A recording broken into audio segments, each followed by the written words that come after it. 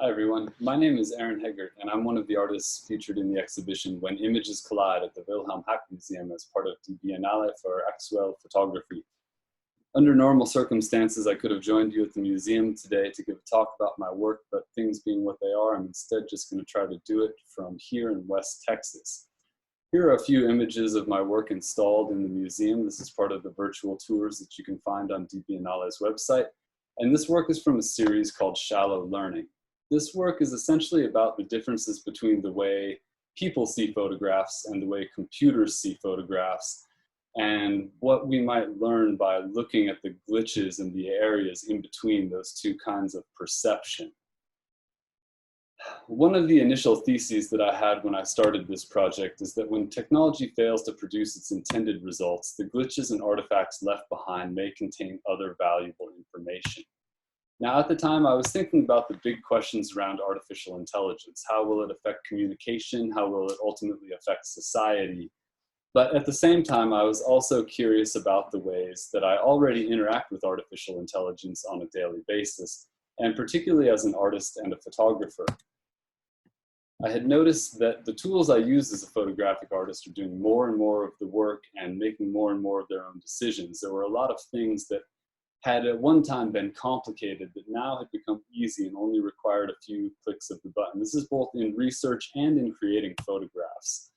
So another thing that became important to me at the time was this term deep learning. So deep learning is a branch of artificial intelligence that allows a computer to learn to identify and categorize data without human supervision.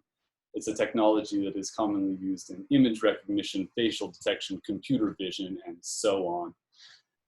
I was motivated to make this work because as I said, I observed the digital tools in my practice starting to do more and more of their own thinking. And just as I had always wondered what I can learn about the world by looking at photographs, I was now also wondering what photographs or technology were learning about the world by looking at photographs. What were images learning about the world by looking at each other is maybe another way to say it. So to make this work, two commonplace but very sophisticated tools were important. One of them was Google search by image, something we've probably all used before, and another is Photoshop's content-aware fill, which is also an algorithmically driven tool that is easy to take for granted. So search by image, if you haven't used it before, is a way to take an image, something that maybe you don't know what it is. For instance, this painting by Claude Lorraine. If I had this image and I didn't know who made it or what it was, but I needed to, I could plug it into search by image and Google would tell me that this is a Claude Lorraine painting, connect me to the Wikipedia page, and offer me other images of the same images under the visually similar images. These are all the same painting from different sources and at different sizes. The other tool that I was using and thinking about was content-aware fill, which is just a Photoshop function that's usually used for erasing things. So if I had this landscape photograph and I wanted this road gone, I could select it, tell Photoshop to do a content-aware fill, and the road is gone. As you can see, it does a pretty good job of doing its usual function of erasing things when the conditions are right. So to make the conditions not necessarily right for it to do what it wanted to do, but for what I wanted it to do, I started off in my own archive of images. Like many other photographic artists, I have many thousands more images that I've made than I've ever shown to anyone. So I've got this giant archive of images that were never on the internet. They've never been published and never been seen by anybody but me. So I started going through those images and finding things that were interesting but had never been on the internet before. Take, for instance, this photograph of my studio wall.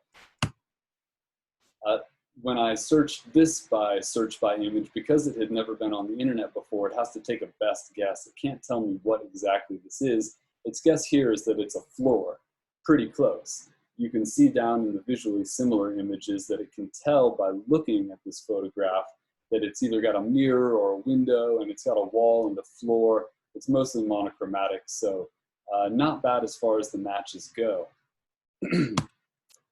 So the way that I made this work was very formulaic. I first started off with this collection of images that I had never used for anything before, but I thought were interesting in their own right.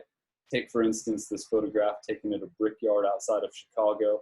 I took the picture because I thought it looked like a city skyline or skyscrapers, and when I ran it through search by image, it did indeed come up with another photograph of skyscrapers. Now, you can see that the computer didn't do a bad job. Like it identified a lot of the forms and colors, and it maybe even anticipated the fact that I had taken this photograph because I thought it looked like buildings. Maybe that's a stretch.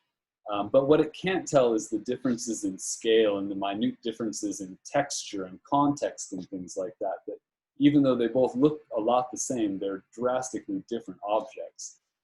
The next step in the process after I found the two matching images was to select the area between the two and ask Photoshop to bridge the gap using content-aware fill. After I did that, I got an image like this, which on first look or from a distance may appear to be one contiguous panoramic image, but on even a cursory look, one would notice that these are two distinctly different images stitched together in a rather glitchy way down the middle by content-aware fill. So again, I was looking for these differences and similarities between what computer vision can see in a photograph and what we can see in a photograph, and trying to make something out of that area in between. Now, I'm not exactly sure what specific quantitative data can be gained from this. I think probably none. But the images themselves, I think, came out rather interesting. And, well, these are the results that I got after going through the process, and there are many more on my website if you are interested in reading further. All right, I'm going to stop sharing my screen now. Thank you all for joining me. Goodbye.